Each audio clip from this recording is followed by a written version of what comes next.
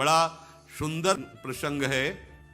Shri Karmeti by जी, ऐसा स्वरूप है प्रभु की आसक्ति का, इनका आश्चर्य होता है। ऐसा तो केवल भगवत अवतारी महापुरुषों में ही प्रेम होता है।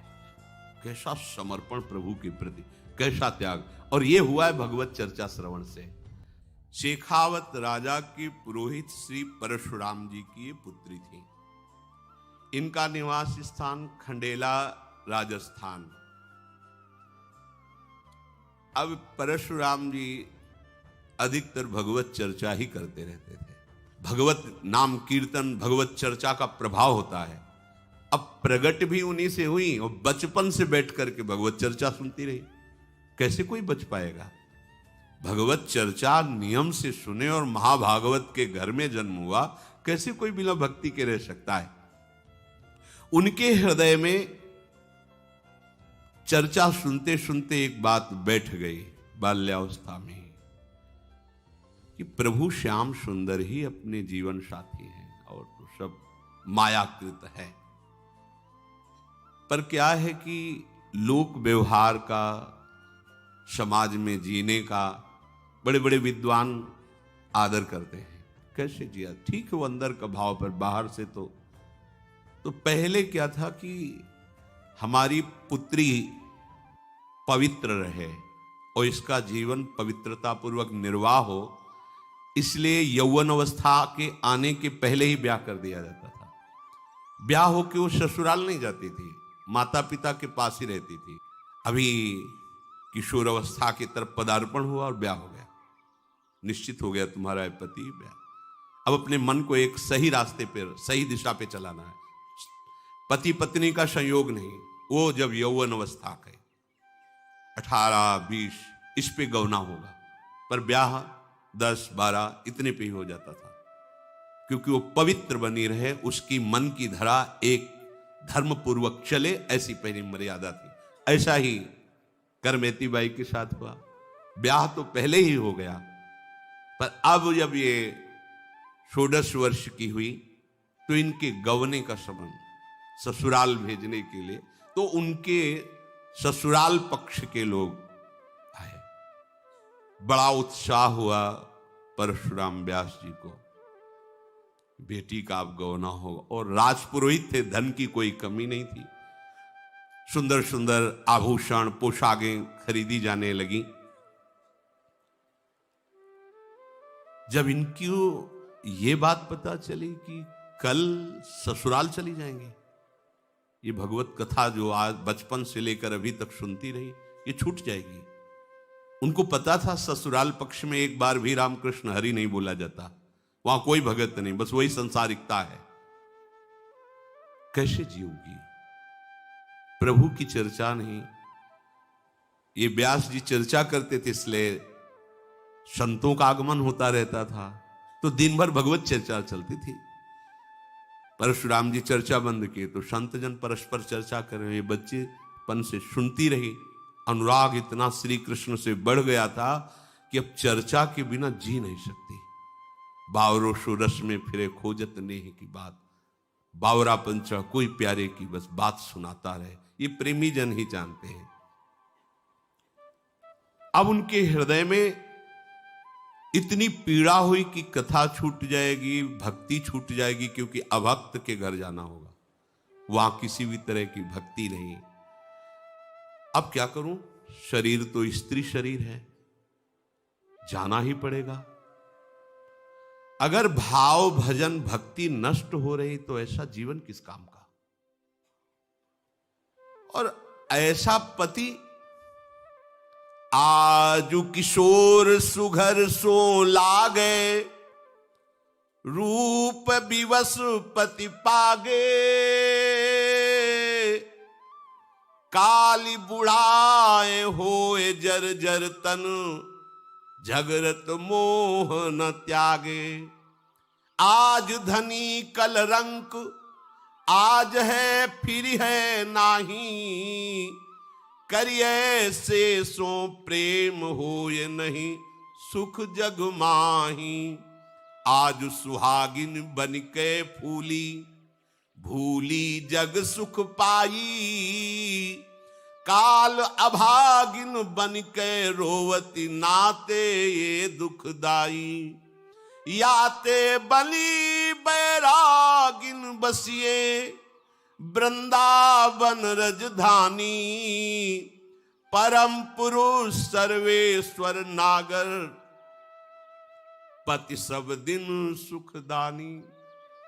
विचार किया करमेती जी ने कि आज तो किशोर अवस्था का पति बड़ा सुघड़ अच्छा लगेगा, और कल इसका रूप बिगड़ेगा, कल बुढ़ापा आएगा, ये जर्जर होगा, मोह से रात दिन पिशा, जीव कैसे शांति को प्राप्त कर सकता है। आज इसका सुहाग भर के फूली फूली, कल विधवा होगी, मरेगा ये, मरण धर्मापति है।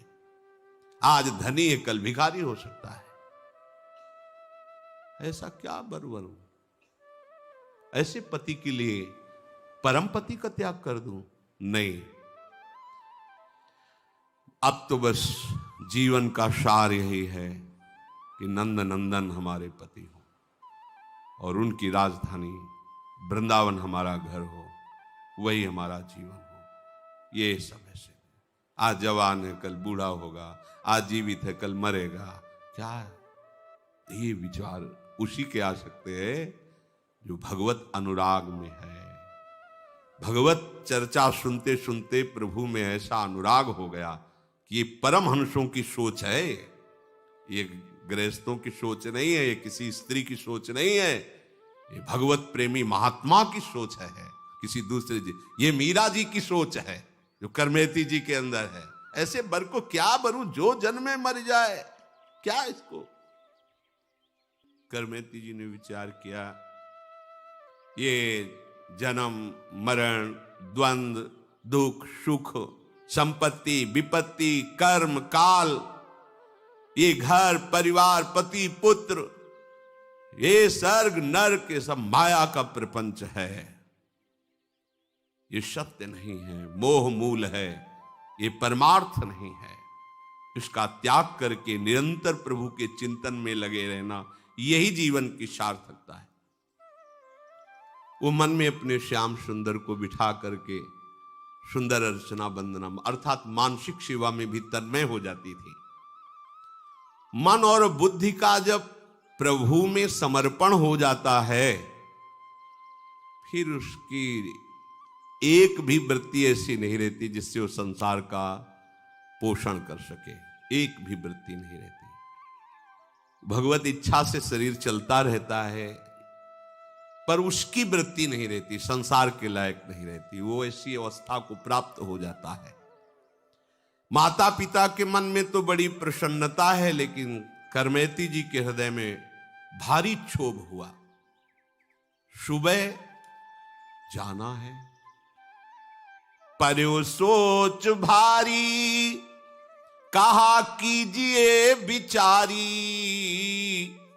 हाड़ चाम सो सवारी, देह रति के न काम की। ताते देवों त्यागी, मन सोवे जन जागी, अरे मिटे उर्दाग एक साची प्रीति श्याम की। लाज कौन काज जो पे, चाहे ब्रजराज सुत, बड़ोई अकाज जो पे, करे सुधी धाम की। जानी भोर गौनो होत, शानी अनुराग, रंग संग एक वही चली, भीजी मति बाम की। अब तो सुबह जाना ही है ससुराल। विचार में डूब गई, हमें क्या करना चाहिए। ये हड्डी और चमड़े से ढका हुआ ये शरीर बिना भगवत साक्षात्कार के छूट गया तो किस काम का रहा। मनुष्य शरीर प्राप्त करना, इस शरीर को ही त्याग देना चाहिए। अगर प्रभु से विमुक्ता हुई तो मैं कैसे जी पाऊंगी। बहुत विचार आने लगे, क्या करूं। अरे मन तू जाग, सो मत, अब मत सो। ये बहुत ऊंची स्थिति की बात है। हाँ, ये चर्चा सुन के भाग पड़े घर से, ऐसे नहीं। स्थिति होनी चाहिए।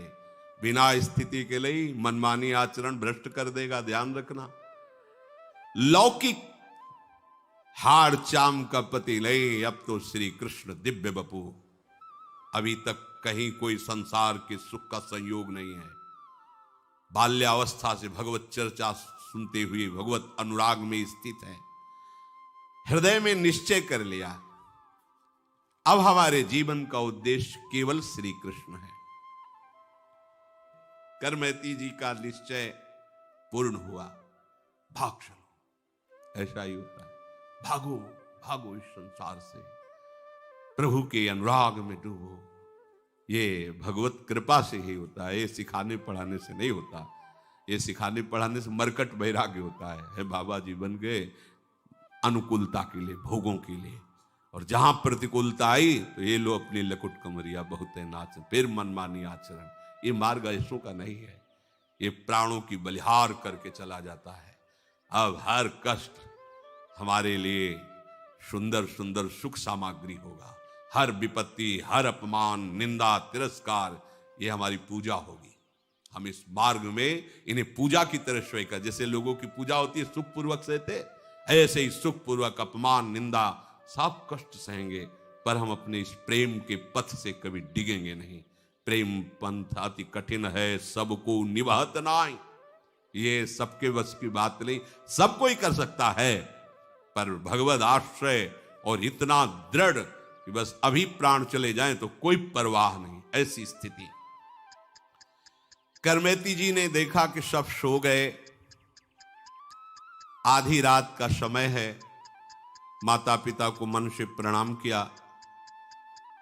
और श्री कृष्ण की याद करके आंसू बहाते हुए घर से निकल पड़ी।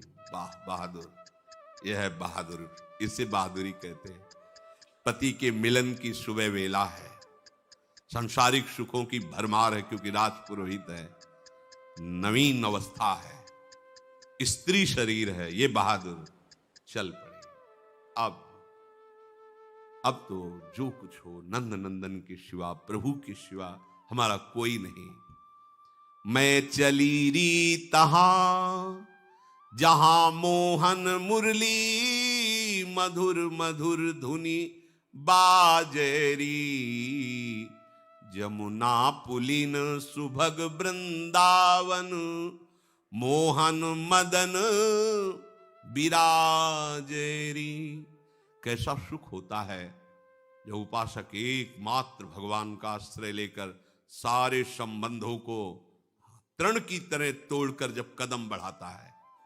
सच्ची सच्ची भगवान ऐसे गोद में ले लेते हैं उसे। केवल भगवान ही उसकी बात को जानते हैं और वो केवल भगवान की कृपा को ही समझ पाएगा, दूसरा नहीं समझ पाएगा। मैं चली री तहा, कैसा अनुभव हो रहा होगा जब अर्धरात्रि का समय है, सारे संबंधों को तोड़कर अभी तक घर के बाहर नहीं निकली थी, जानती नहीं वृंदावन कहाँ है, कहाँ क्या संसार का स्वरूप है। नंद नंदन को हृदय में रखकर चलो वृंदावन।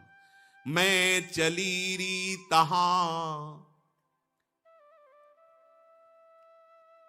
जहां मोहन, वो उपासक कर रहे हैं। उस समय की स्थिति को सोचो जरा।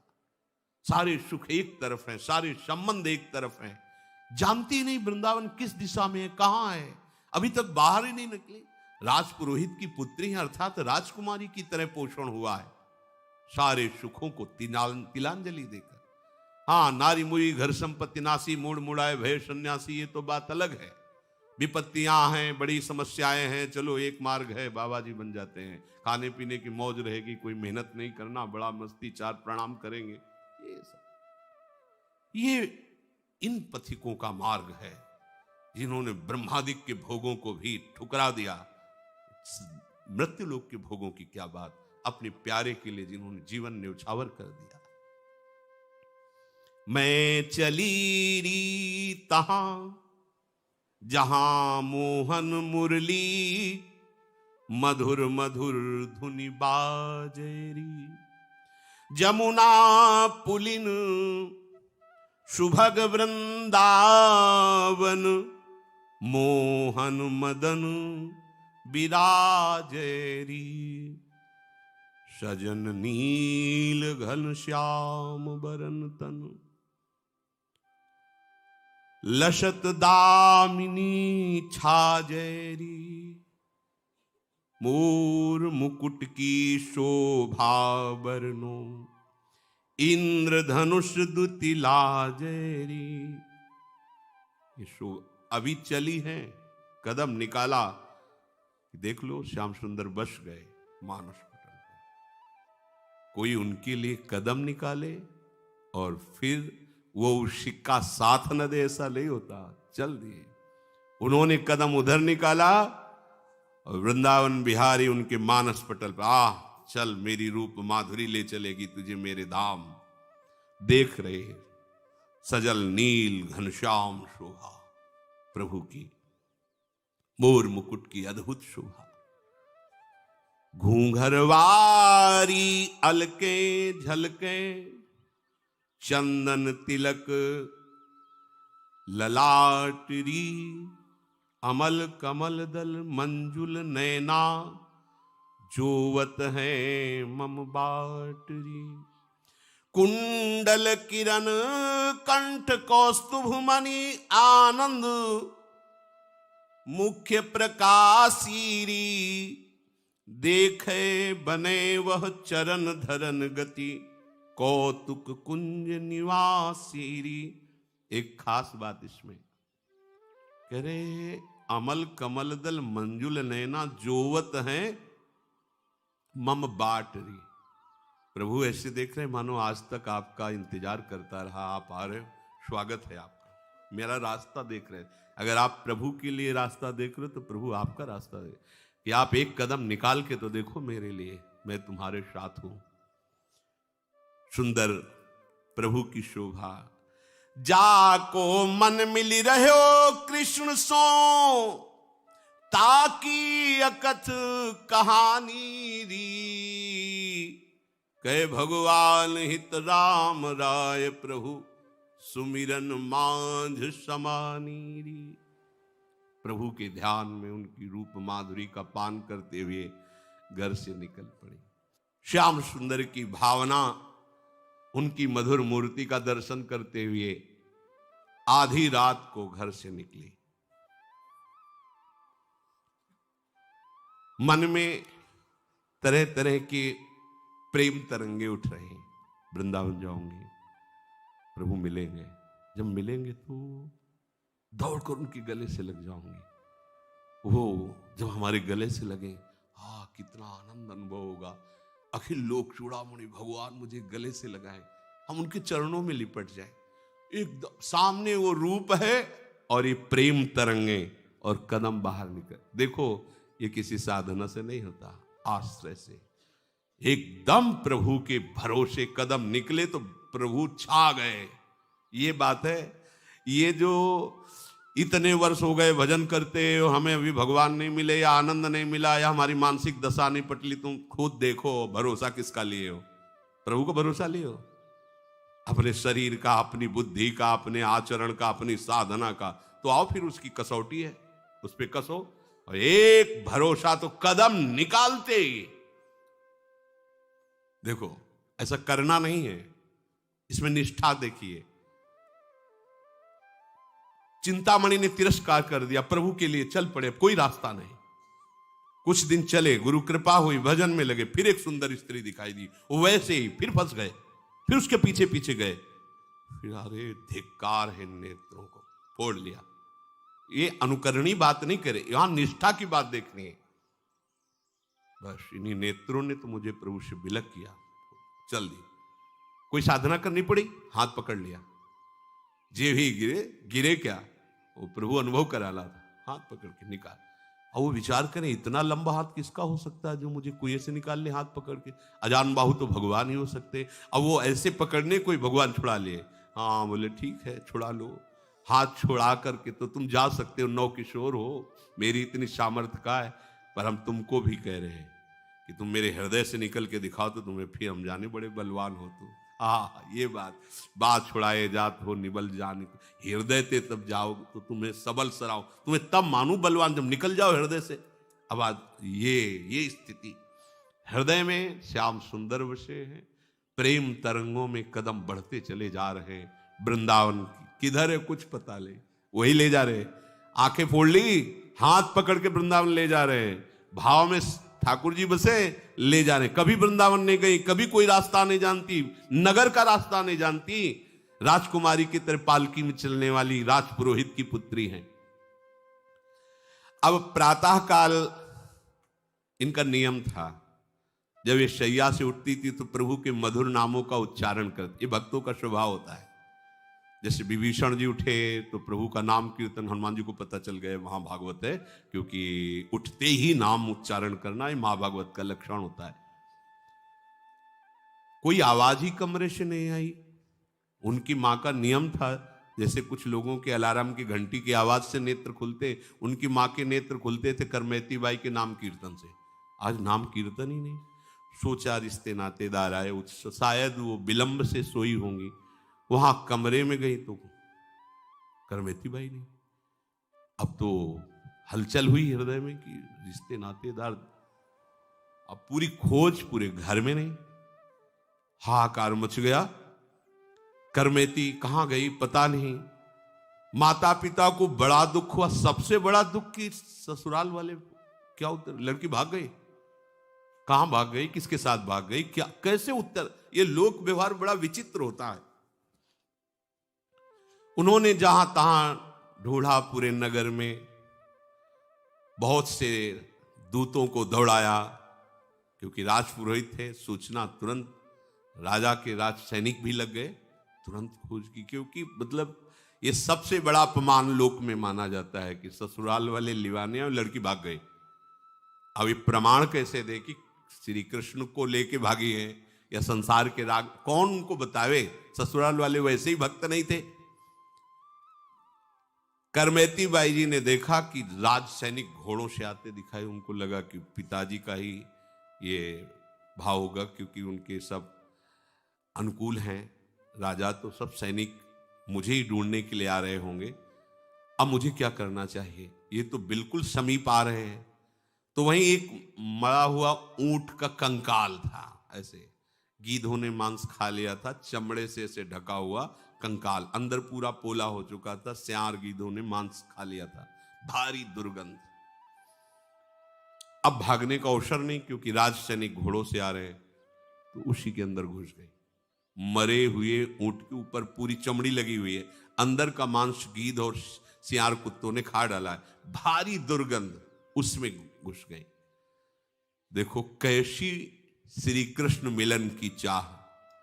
भारी दुर्गंध में भी उनको कोई परेशानी नहीं, लेकिन संसार की सुगंध नहीं चाहिए, संसार की सुख नहीं चाहिए। वो सड़ी दुर्गंध भी उनको बहुत अच्छी लगी।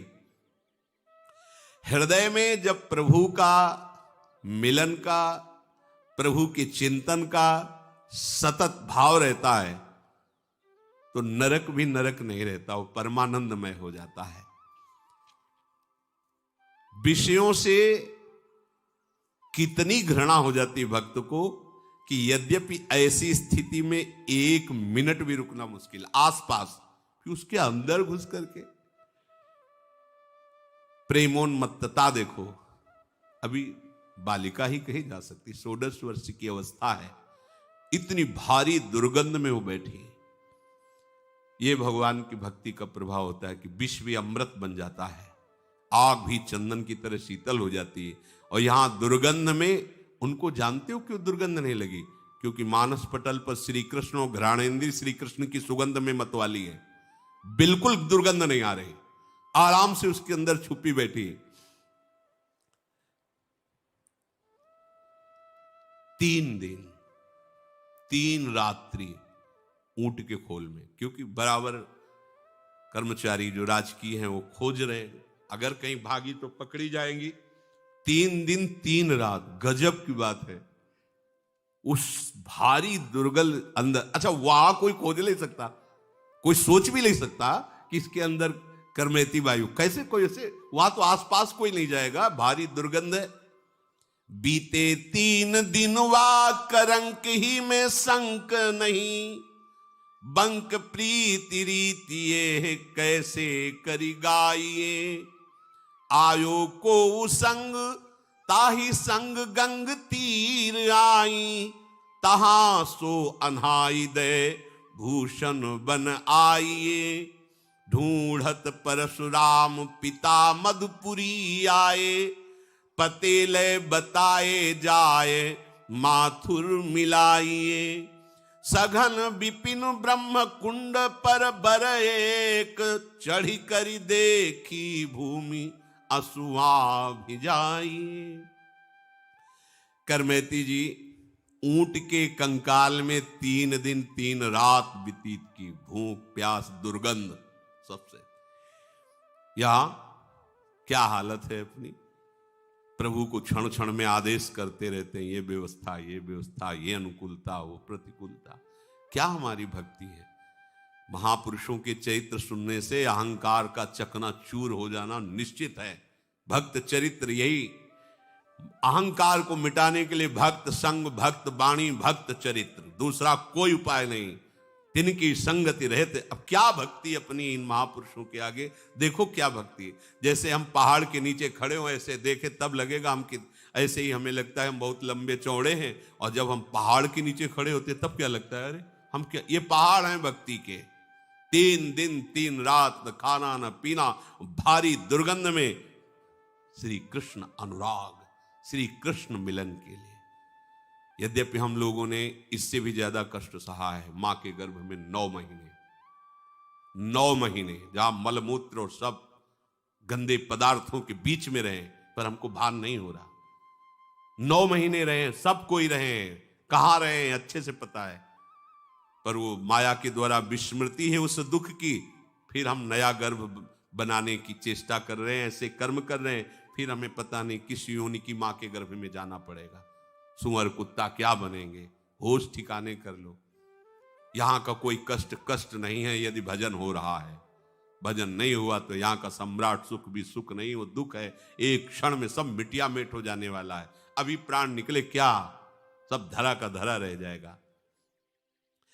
ऊंट के कंकाल में ही 3 दिन 3 रात व्यतीत हो गए। जरा भी दुख नहीं, जरा भी घृणा नहीं, जरा भी शंका नहीं, जरा भी शिकायत नहीं प्रभु से।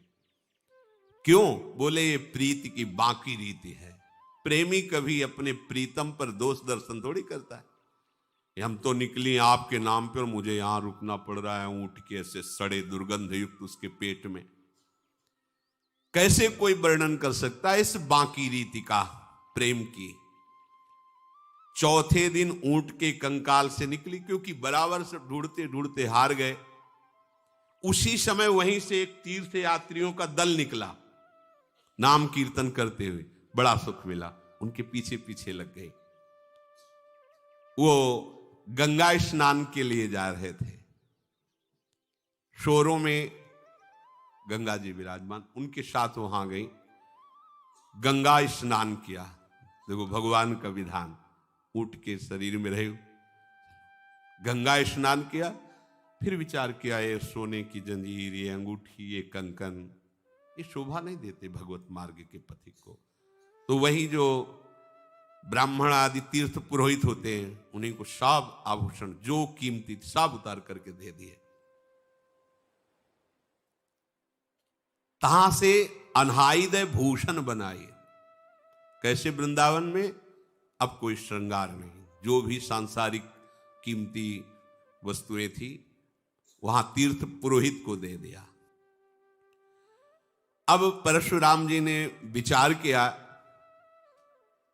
कि श्री कृष्ण की रूप माधुर्य वृंदावन बात सुनकर के वो विकल हो जाती थी, तो वो और कहीं नहीं जा सकती, वो वृंदावन ही जाएंगे। और ऐसा ही हुआ। गंगा स्नान करके वहां से पूछते हुए वृंदावन धाम की उन्होंने यात्रा की। और वृंदावन धाम में जो अच्छे आभूषण आते वही उतार देते, यहां के कपड़े भी उतार दिए। बड़े बड़े पत्ते बट वृक्ष के जैसे ऐसे उनको ऐसे शरीर पर गीली मिट्टी ऐसे पोत ली, ऐसे लगा ली। कैसा वैराग्य, गजब का वैराग्य। पत्ते से ऐसे शरीर के स्थानों को ढक करके रात दिन भजन में लगे। वृंदावन का उस समय वास अत्यंत दुर्लभ वास, क्योंकि सिंह, भेड़िया, चीते, मच्छर, सांप, बिच्छू, ये सब। अब आज तो आधुनिकता का बहुत कुछ नहीं, कहीं कोई बिजली, ये सब रोड, ये सब नहीं। बाहरी लोगों का तो यहाँ आना ही नहीं। जो भगवत प्रेमी हैं वही कोई कदम रख सकते थे, नहीं। वृंदावन केवल उन महापुरुषों के लिए था जो प्रिया प्रीतम के अनुराग रंग में छके हुए हैं, जिनके बस कर करवा कामरी कांधे में कुंजन माही बसे हो। ये तो अत्यंत दुर्लभ रहनी है। व्यास जी ने, परशुराम जी ने विचार किया वृंदावन ही गई होंगी। वहां से आए और मथुरा में किसी चौबे ब्राह्मण के यहां रुके।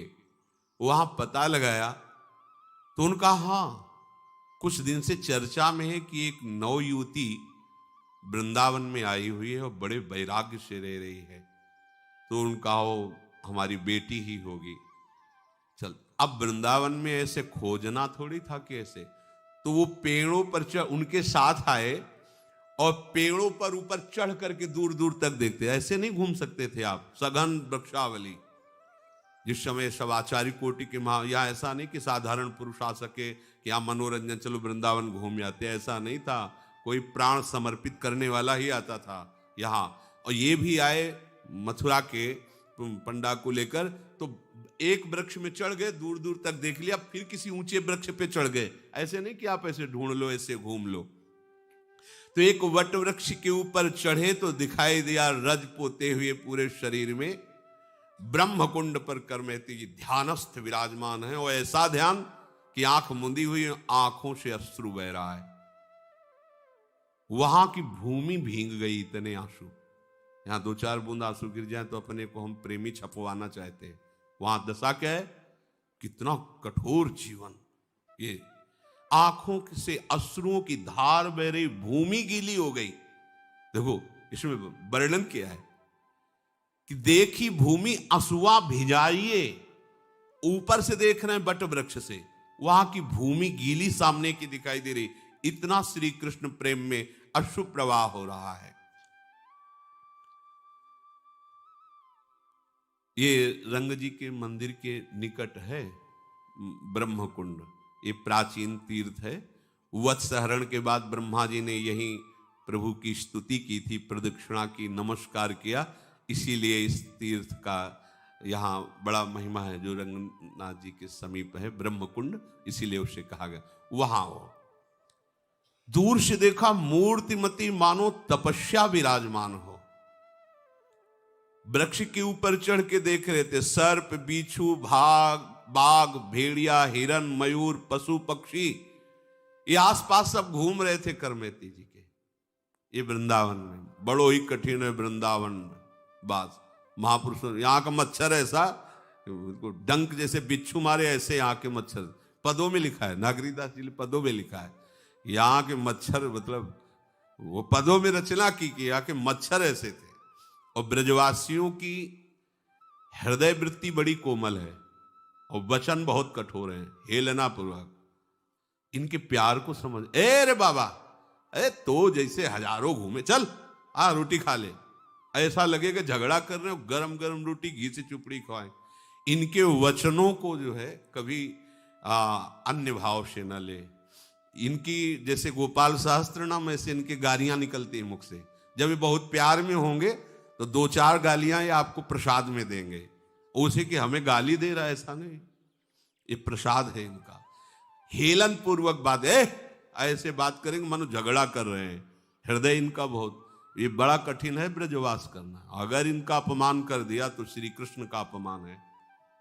बात समझो, ये भगवत पार्षद हैं सदैव। बड़े बड़े आचार्यों ने यही शिक्षा दे के अपने जनों को भेजा है। और इनकी पवित्रता पर दृष्टि न डालें। ब्रजवासियों के जूठ टूक और घर घर छाछ में केवल ब्रजवासियों के लिए बातें कही गई। वो किस जाति पक्ष के, ये भी नहीं देखना है। अब व्यास मिठाई विप्र की तामे लागे आग, वृंदावन के स्वपचलों जूठन में ये मांग, ऐसा वर्णन करते हैं। ये धाम है। संपूर्ण शरीर में ब्रज लगी हुई है, केश ऐसे बंधे हुए हैं, पत्तों की कौपीन लगाए हुए हैं, सूखे पत्तों की, हरे पत्ते भी नहीं, क्योंकि ब्रज की सब सखियां हैं, ये सब जो प्रभु की नित्य परिकर, यही सब वृक्ष के रूप में है। या ये नहीं करना चाहिए कि बाहर से यार नीम है दतून तोड़ रहे फाड़ा वैसे नहीं, होश में रहो। ये भगवत धाम है। बहुत बड़े बड़े अपराध होते हैं, बहुत बड़े बड़े अपराध होते हैं। ऐसी चतुराई से वृक्षों को गिराया जाता है, पूछो तुम्हारी चतुराई वो जान रहे हैं। हरिराम व्यास जी कह रहे हैं एक डाल काटने का दंड है करोड़ गौ हत्या, करोड़ ब्राह्मणों के मारने का जो अपराध है, ये ब्रज की लताएं। आज ये सब कोई ना तो सत्संग मान रहा है ना। एक लता तैयार होने में कितना समय लगता है, जो लगाते हैं वो जानते हैं। 40-40, 50-50 वर्ष होते हैं, तब जाकर वो अच्छा एक वृक्ष रूप धारण करते हैं। और चंद रुपए लगाकर उस वृक्ष की पहले धज्जियां उड़ा दी, काट के फेंक दिया, नाश कर दिया। कैसे जगह जगह दी, ना तो वृक्षों की कदर रह गई है, ना वृक्ष कोई लगा रहा है। जानते हुए ब्रज है। हमारे प्रिया प्रीतम तुम्हारे फ्लैट में नहीं खेलेंगे। लता भवन सुख शीतल छहा, सी हरिवंश रहत नित्य जहां, तहां न वैभवा। हाँ, 4 लताएं लगी हैं, नीचे गाय के गोबर से लीप पोत दिया है, 4 पुष्प और ऐसे श्रृंगारित कर दिया। भावना कर रहे प्रिया प्रीतम। ऐसा लताओं का किसी भी तरह से हम ह्रास न करें। वो पत्ते भी तोड़ के अपने नहीं नए बांध रहे, पुराने पत्ते जो वृक्ष त्याग देते वही लगा रहे। यहां एक बार एक बड़े संत थे, उनके फोड़ा हो गया था, तो किसी ने कहा कि बबूल की हरी पत्ती तोड़कर पीस कर बांध देने से फोड़ा ठीक हो जाता है, धीरे धीरे वो ठीक हो जाता है। तो उन्होंने कहा कि यहाँ ब्रज 84 कोस के बाहर जाओ और कोई वृक्ष फिर उससे मांग करके लाओ। यहाँ ब्रज 84 कोस का नहीं, यहाँ का किसी भी पत्ते को भी नहीं, ये सब श्री जी के लिए है। ये 84 कोस के ये श्री जी के लिए, श्री जी के लिए डाल पत्ता जो भी टहनी उनकी शोभा श्रृंगार अपने प्रयोग के लिए नहीं है। मना कर दिया था, नहीं हमारे फोड़े में बांधने के लिए नहीं, जाना 84 कोस बाहर से लाओ, या नहीं। ये सब प्रिया प्रीतम के नित्य के लिए भूमि, एक एक पत्ता श्री जी के लिए। यहाँ वैसे भी नहीं कहते कि वृंदावन के वृक्ष को मरम न जाने कोई, यहाँ डाल डाल और पात पात पर राधे राधे हो। ये श्री जी के निज परिकर हैं। अब ऊपर से चढ़ के देखा, जबकि ब्रह्म कुंड में ध्यानस्थ करमेती जी विराज। अब तो नहीं रहा गया, चिल्ला के रो पड़े, वृक्ष से नीचे उतर करके आए। पहले तो थोड़ी देर बैठे रहे कि शायद आंखें खुले, जब देखा आंखें ही नहीं खुले तो लिपट गए चरणों में। बहुत बड़े विद्वान भी हैं, भक्त भी हैं, पर भक्त की चरम अवस्था करमेती बाई की है। देखो एक टीस तो है, तुम बिटिया हो के ऐसा कर दिए, भाग गई हमारी तो नाक कटवा ली तुमने। ससुराल के लोग सब आए थे, गांव के, भाग गई लड़की। ये लोक में होता है ना, लोक में मतलब ये जो लोक व्यवहार है, ये बड़ों बड़ों को ग्रसित कर लेता है, बड़ों बड़ों को। देखो इतने बड़े विद्वान हैं, इन्हीं की कृपा से, इन्हीं के संग से उसके अंदर ऐसी प्रेममयी भक्ति जागृत हुई जो बेटी है। लेकिन पिता सब कुछ जानते हुए भी लोक का इतना प्रभाव है कि यद्यपि भक्ति को जानते हैं, भाव को जानते, तभी तो चरणों में गिरे, पर कह रहे तुमने बहुत हमारी नाक कटवा दी। सब जो राजपुरोहित थे, हमारी धाक थी, हमारे को 4 लोग दंडवत करते थे, अब 4 लोग बातें करते, नाक कटवा दी तुमने। उतरी के आए रोए पाए लपटाए गयो, कटी मेरी नाक जगमुख ना दिखाइए। चलो गृहवास करो लोक उपहास मिटे, सासु घर जाओ मत सेवा चित लाइए। को सिंह व्याघ्र अजू बपु को विनाश करे, त्रास मेरे होत फिरी मृतक जीवाइए। बोली कही सांच बिनु भक्ति तन ऐसो जानो, जो पे जियो चाहो करो प्रीति जस गाइए।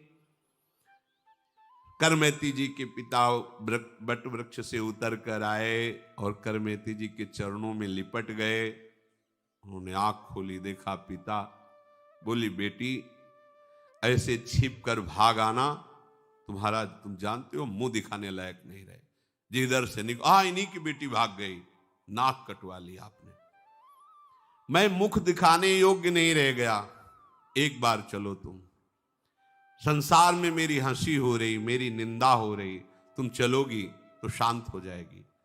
ससुराल मत जाना, घर में रहकर, घर में ठाकुर सेवा है, खूब ठाकुर सेवा करो, भजन करो। और बात समझो, ये वन है, कोई बाघ सिंह तुम्हारे शरीर को नष्ट कर सकता है। मुझे इस बात का बड़ा डर लग रहा है। सासू के यहां मत जाना, ससुराल मत जाना, हमारे यहां ही रहना, अपने घर में रहना, ठाकुर जी का भजन करना, पर यहां से चलो। तुम्हारी मां तो ऐसा लग रहा है नहीं जाओगी तो मर ही जाएगी, जीवन दान दो उनको, चलो। करमेती जी ने कहा पिताजी सत्य कहा, सत्य कहा। जिसका प्रभु से अपनापन नहीं है तो उसकी तो नाक कटी गई है, उसकी नाक है कहां? वो तो जीवित मुर्दे के समान, जिन हरि भगत हृदय ने यानी जीवित सौ समान थे। वो मुंह दिखाने लायक भी नहीं, जिसके हृदय में भगवत प्रेम नहीं। वो समझते थे कि बेटी है, हमारे उपदेश का आप प्रभाव पड़ेगा। नहीं नहीं, अब तो ऐसा रंग चढ़ गया, अब किसी का और रंग, इस श्याम सुंदर का रंग जिसके ऊपर चढ़ गया फिर कोई रंग नहीं चढ़ता। वैसे भी कारी कांवर पर कोई दूसरा रंग अपना प्रभाव नहीं दिखा पाता। आप जीवन चाहते हैं तो मैं जो कहती हूं करो, प्रभु का यशगान, प्रभु का नाम कीर्तन, ये बात छोड़ो। आप ऐसे भक्त होकर कि संसार में अब हम मुंह दिखाने लायक नहीं रहे। हृदय में जब प्रभु से अपनापन हो जाता है तो ठीक उत्तर देने में कोई भक्त कहीं भी नहीं हिचकिचाता। हिरण्यकश्यप से नहीं हिचकिचा रहे, 5 वर्ष के बालक है प्रहलाद जी। परशुराम जी कह रहे कि मैं राजा का पुरोहित हूं, इतनी भारी प्रतिष्ठा समाज में है और तुम यहां भाग के चले आई हो, जानती हो हमारी क्या दशा हो गई है। किसके लिए रो रहे हैं? किसके लिए रो रहे हैं? बड़े विद्वान हैं, भगत है, किसके लिए रो रहे हैं? प्रतिष्ठा के लिए रो रहे हैं। मतलब आप देखो, जैसे घर परिवार के लोग होते हैं, आप बहुत सुख सुविधा सब दो तो फिर वो पूछते हैं देखो तुम ठीक से रहा करो, अगर तुम्हें कुछ हो गया तो हमारा क्या होगा। सूक्ष्मता से बात पकड़ना। देखो इनको, बहुत विद्वान हैं, भगत हैं, महापुरुष, हमारी प्रतिष्ठा धूल धूसरित हो गई। किसके लिए रो रहे हैं? किसके लिए पैर पड़ रहे हैं? बेटी आज मैं निहाल हो गया तुम्हारी जैसी बेटी पाके, क्योंकि शास्त्र का ज्ञान इनको है। तुम भगवान की ऐसी भक्ता, अब मुझे कोई परवाह नहीं, पर तुम्हारे शरीर को इस स्थिति में देखकर मुझे कष्ट हो रहा है कि तुम्हारे शरीर को ऐसी पीड़ा ना, कितनी सुकुमारता से पली, तो थोड़ी बात समझ में आवे कि चलो एक भी शब्द, भय दिखा रहे कि व्याघ्र सिंह हो सब तुम्हें खा जाएंगे, चलो तुम्हारी माता जीवित हो जाएगी, हमारी इज्जत बच जाएगी। यही हाल संसार का है, यही हाल है। कहीं तुम कटी नाक, कटे जो पे होए को। करवेती जी का तुम्हें नाक है ही नहीं तो कटेगा। कह रही है यही बात खास, ये बहुत गंभीर विषय है, गंभीर बात है।